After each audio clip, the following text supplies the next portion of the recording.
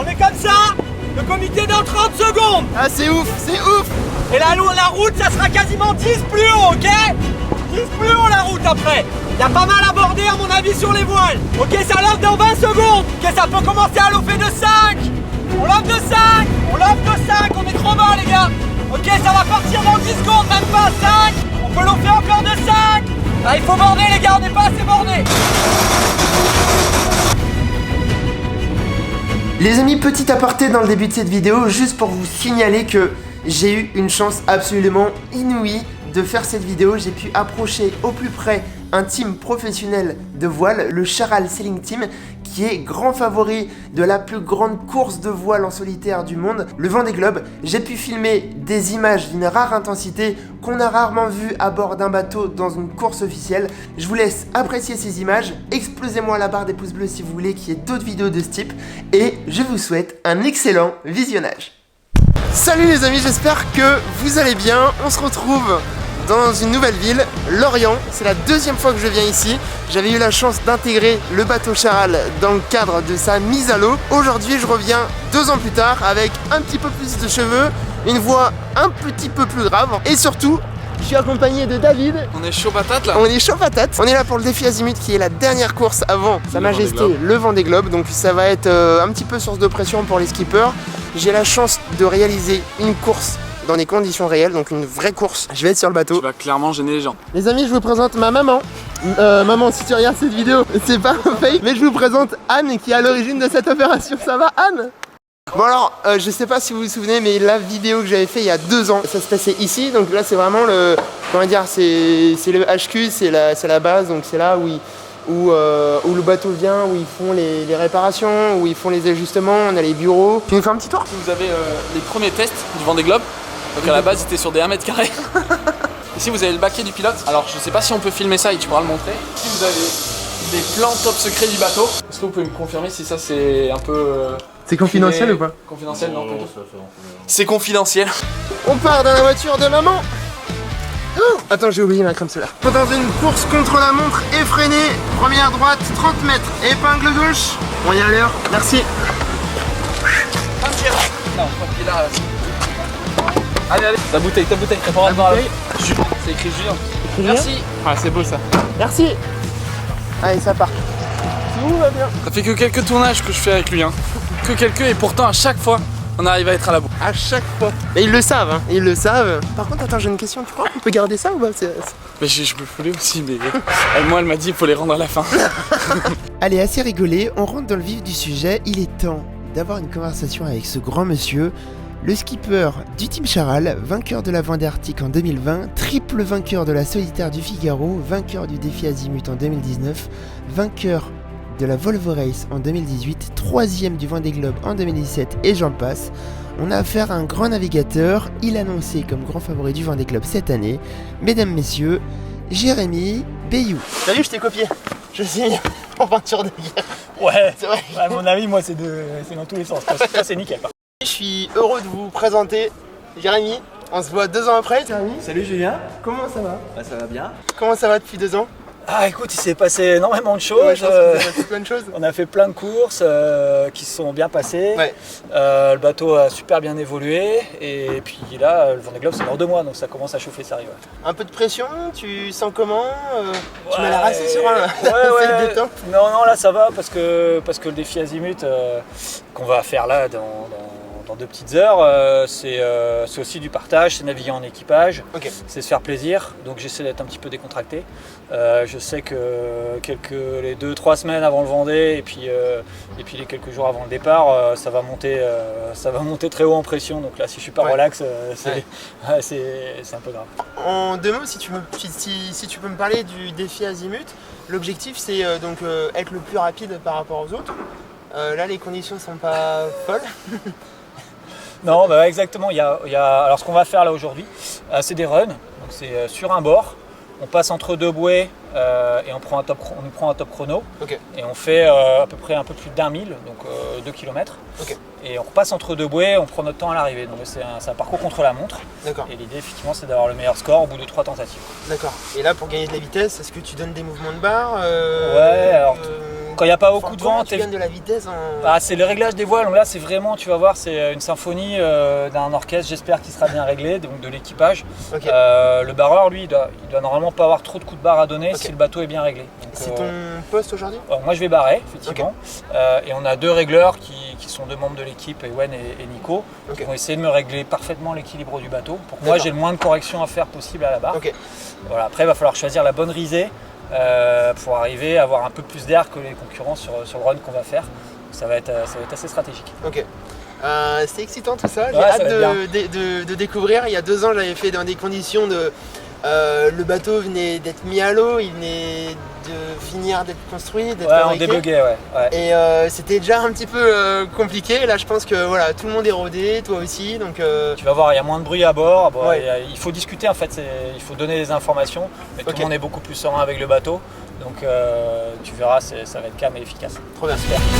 Et la route, ça sera quasiment 10 plus haut, ok? 10 plus haut la route après. Allez, c'est parti. Les équipiers hissent les voiles, tout le monde se met en place. Aujourd'hui, c'est une course en équipe où les bateaux ont 3 tentatives pour être le plus rapide sur une portion donnée. L'enjeu, comme vous l'aurez compris, est de partir au meilleur moment, là où le vent souffle au plus fort. Ce sera donc un départ tribord. Ce sera un départ tribord. Ok, merci. On est comme ça. Le comité dans 30 secondes. Et la route, ça sera quasiment 10 plus haut, ok? 10 plus haut la route après. Il y a pas mal à border à mon avis sur les voiles. Ok, ça lave dans 20 secondes. Ok, ça peut commencer à l'offrir de 5. On lave de 5. On lave de 5. On est trop bas les gars. Ok, ça va partir dans 10 secondes, même pas 5. On peut l'offrir encore de 5. Ah, il faut border les gars, on n'est pas assez bordé. Oui, tu peux l'offrir, tu fais ce que tu veux. Bah non, plus comme ça, pour l'instant on reste pas plus haut. Continue à border les voiles, il y a encore 5 degrés à gagner pour la route. Mais pour l'instant on prend le temps. Putain, c'est incroyable, c'est un truc de... C'est un truc de psychopathe les gars. C'est un truc de psychopathe. Il prend tellement de charge, c'est tellement géré au poil de couille, c'est impressionnant. Je sais pas si le deuxième run est réussi ou pas. En tout cas, ils sont mieux partis. Et je pense que... Après, ça dépend des conditions du vent. Mais je pense qu'on est sur un truc quand même pas trop dégueu. Chris, tu m'as fait rêver. Je vais mettre une petite musique épique et tu vas voir, ça va être trop bien. Non, c'est incroyable, tu donnes de la voix. Tu fais quoi en fait? Tu lis vraiment la mer, tu essayes de voir quelle trajectoire il peut prendre, etc. Ouais, c'est ça. L'idée, c'est d'optimiser au mieux la trajectoire pour que la vitesse du bateau soit optimale. D'accord. Donc effectivement, on lit. Là, tu vois derrière nous, il y a la mer et c'est comme la neige. La mer, ça se lit. Et donc on voit s'il y a un petit peu plus de vent, un petit peu moins de vent, si le vent va tourner. Et en fonction de ça, on va donner des indications à Jérém et au régleur pour modifier un peu la trajectoire ou les réglages pour aller plus vite.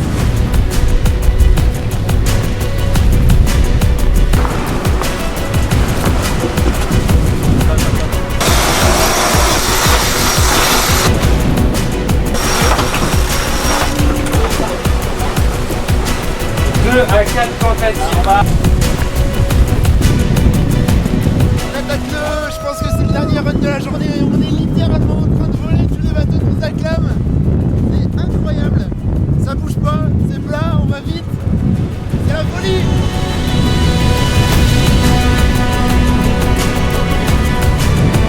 Bon angle. Ça donne pas de bien gagner, mais on a le temps. Ah, c'est ouf, c'est ouf.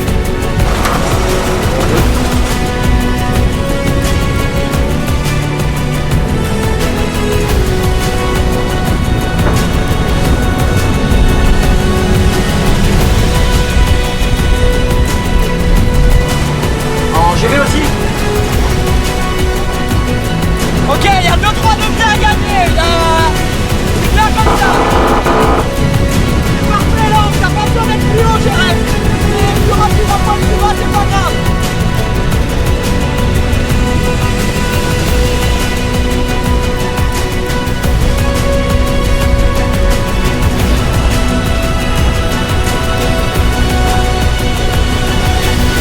Les amis, run terminé. Au total, on a fait 5 runs. Le dernier était incroyable parce qu'on est allé vite. On avait vraiment cette sensation de vol et c'était vraiment un truc incroyable. Là, ouais, on était vraiment dans des conditions de de course et on sentait qu'il y avait un petit peu de pression, qu'ils essayaient de bien faire, de trouver les réglages, d'ajuster. Il y avait des choix un peu stratégiques, est-ce qu'il faut attendre qu'il y ait plus de vent, est-ce qu'il faut y aller, etc. etc. C'était vraiment une expérience de malade mentale. On retourne tranquillement au port et on va faire le débrief avec tout le monde et... Ah, c'est bon putain, c'est bon.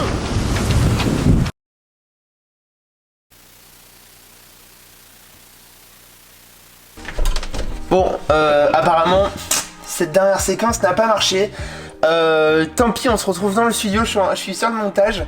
Vraiment, c'était une expérience de fou furieux pouvoir vivre en immersion cette course avec le team Charal. C'était vraiment incroyable. Christopher Pratt qui donnait de la voix, qui lisait littéralement la mer en disant la voile est là, il manque de degrés, il faut ci, il faut ça. Mais en tout cas, c'était vraiment fascinant. C'était aussi épique que la musique que je vous ai mis. En fait, le défi Azimut, c'est 3 épreuves. Donc moi, j'ai vécu les runs de vitesse. Et finalement, Charal a terminé 6ème de cette épreuve. Tout simplement parce que le bateau n'a pas fait les meilleurs choix en fonction de la météo et en fonction des autres concurrents. Ça veut dire qu'ils ont fait les runs trop tôt et les concurrents ont fait les runs plus tard. Donc ils avaient plus de vent. Et c'est pourquoi ils ont pris beaucoup plus de vitesse. En tout cas, Jérémy a quand même gagné le défi de 48 heures parce qu'il y a une course de 48 heures, donc il l'a gagné, ça c'est cool. C'était vraiment incroyable. J'espère que ça vous a plu, cette petite immersion dans le secteur de la voile. Un grand merci à Charal, à Jérémy, à Christopher et à toute l'équipe. Un grand merci aussi à David qui m'a accompagné sur ce tournage pour m'aider à cadrer. Et je vous laisse me poser toutes les questions que vous avez envie sur le secteur de la voile, sur Charal ou sur le Vendée Globe qui arrive. Le Vendée Globe, c'est le 8 novembre, donc ça se rapproche. C'est vraiment l'aboutissement final pour le team Charal. Je leur souhaite bon courage. Les amis, nous on se retrouve dans une prochaine vidéo. À très bientôt, à très vite. Bisous. Bonsoir, c'est pas parti. Excusez-moi. Excusez-moi. Pour combien tu sors de l'ascenseur en Van Ville avec les mecs de l'accueil? Pour combien? Allez, pour combien? Pour 4. Pour 4? 1, 2, 3, 2. Ah, ça va. Reverse. 1, 2, 3, 2.